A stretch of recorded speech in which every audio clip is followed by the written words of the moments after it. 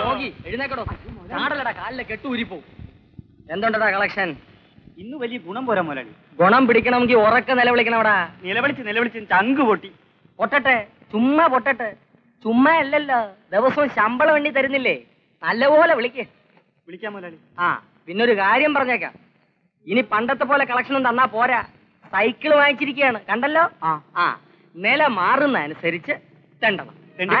അയ്യോ, കണ്ണു കാണാൻ വയ്യേ. കണ്ണല്ലടാ, കാല്. അതെ, കാല് വയ്യാത്തവനാണ്. അയ്യോ, എന്റെ കാലും പോയേ. ഉരുടനാണേ വല്ലതും തരണേ, ഉരുടനാണേ വല്ലതും തരണേ. കണ്ണൂർക്കടാ, ഇത് ഞാനാ മുതലാളി. അയ്യോ, മുതലാളിയോ? എന്തുണ്ടേ കളക്ഷൻ?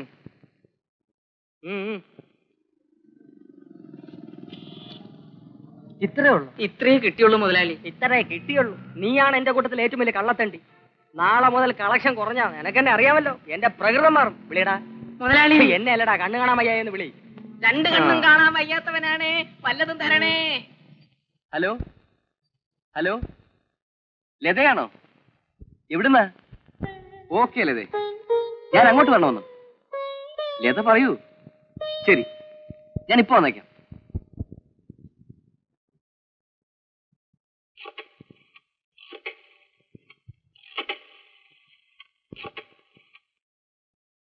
ഹലോ, ആ റൂം നമ്പർ 23 ഒന്ന് വേണമല്ലോ. ഹലോ, സതീഷല്ലേ? ആ, ഓക്കെ, ഞാൻ ഇപ്പൊ വരാം. അതേടാ.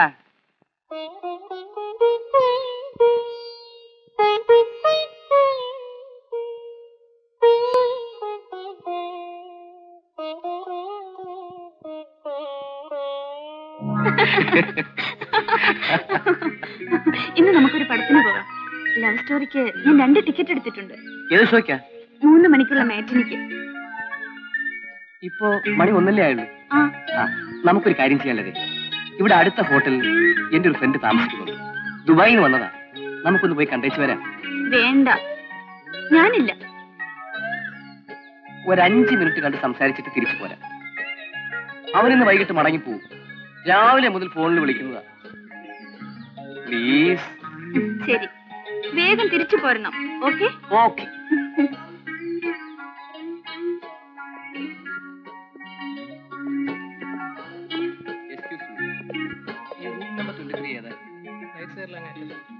വരൂ.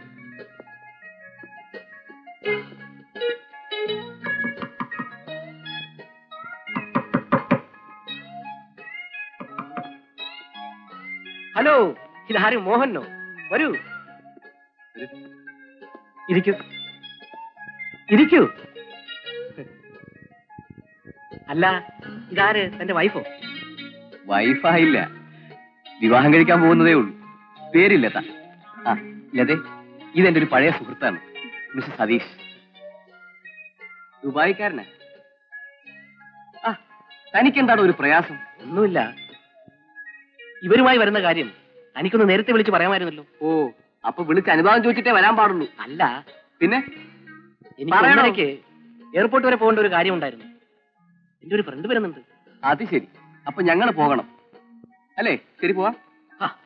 ഇരിക്കടോ, താൻ എന്തൊരാളാ. ഞാൻ അവനെ കണ്ടിട്ട് 1 മണിക്കൂറിനുള്ളിൽ വരും. അതിനായി. അപ്പൊ പോയിട്ട് വാ. പിന്നെ ഞാൻ തിരിച്ചു വരുന്നതിന് മുമ്പ് പോയിക്കളല്ലേ?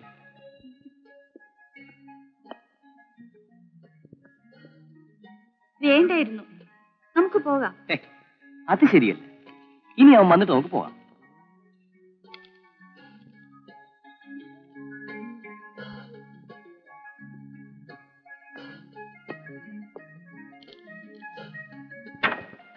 എന്തിനാ കഥ കടയ്ക്കുന്നേ? അതെ, ഹോട്ടലല്ലേ, വരുന്നവരും പോകുന്നവരും ഒക്കെ നോക്കിക്കൊണ്ടു പോവും. പ്രത്യേകിച്ചും ഒരു പെണ്ണിരിക്കുന്ന കണ്ടാൽ.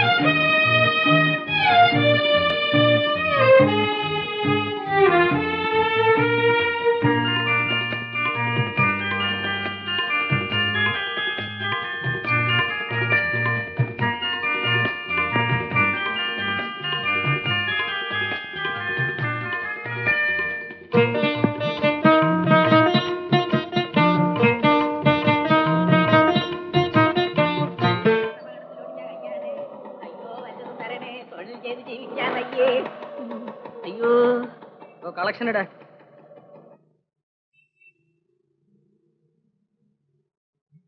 എന്താടോ അത് 12 രൂപയോ? ഇതുകൊണ്ട് എന്റെ സ്കൂട്ടറിന് പെട്രോൾ അടിക്കാൻ പോലും തികയില്ലല്ലോ. എന്താണ് എന്റെ ഉദ്ദേശം? തന്നെ കൊണ്ട് പറ്റില്ലേ പറ, ഞാൻ ചെയ്തോളാം. എനിക്ക് നല്ല സുന്ദരമായിട്ട് തെണ്ടാ അറിയാം. വൈകുന്നേരം നമ്മളേക്കും കളക്ഷൻ കൂടും. ശരി ശരി, നല്ലപോലെ അധ്വാനിക്കണം. നിങ്ങളെയൊക്കെ വിശ്വസിച്ചാ ഞാൻ ഈ സ്കൂട്ടർ വാങ്ങിയത്. ഇടോ, നടന്നു വരുമ്പോഴും സൈക്കിൾ വരുമ്പോഴും സ്കൂട്ടർ വരുമ്പോഴും എല്ലാം ഒരേ കണക്കിലാണല്ലോ താൻ കളക്ഷൻ തരുന്നത്. വെറുതെ വീണ്ടും എന്നെ തെണ്ടിയാക്കരുത്. നീ മറ്റുള്ളവന്മാരൊക്കെ നോക്കിയിട്ട് വരാ. വിളിക്കടോ, കൈ അതിനകത്തോട്ട് ഇട്ടിട്ട് വിളി. ഇടാ മുതലാളി. അയ്യോ, കാർ അപകടത്തിലൊടിഞ്ഞ കയ്യാണേ. കൈയുള്ളവരെ ഈ കൈയില്ലാത്തവരെ അയ്യോ.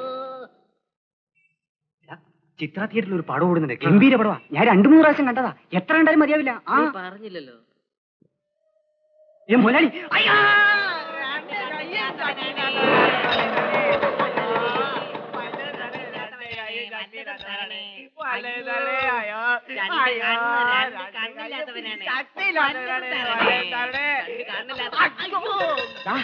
ആര് പറഞ്ഞാ രണ്ടുപേരും കൂടെ ഒരുമിച്ചിരുന്ന് തണ്ടാൻ? മുതലാളി, 2 പേരും ഒരുമിച്ചിരുന്നാലേ കളക്ഷൻ കൂടൂ. ആഹാ, എടോ, തെണ്ടുന്നതിനെ കുറിച്ച് താൻ കൂടുതലൊന്നും എന്നോട് പറയരുത്.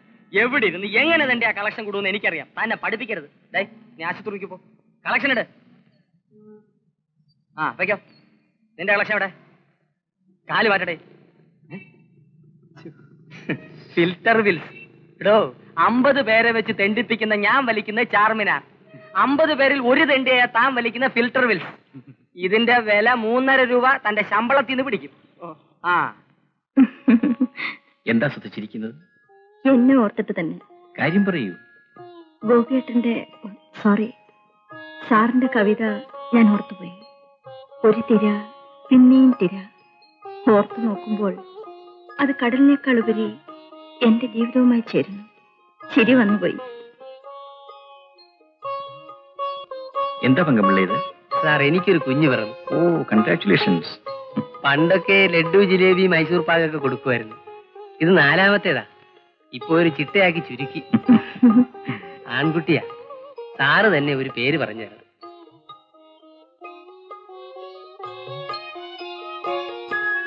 രാജൻ നിൽക്കുന്നതാ നല്ലത്. വേണ്ട, രവി. രാജൻ രാജൻ നിൽത്താ മതി.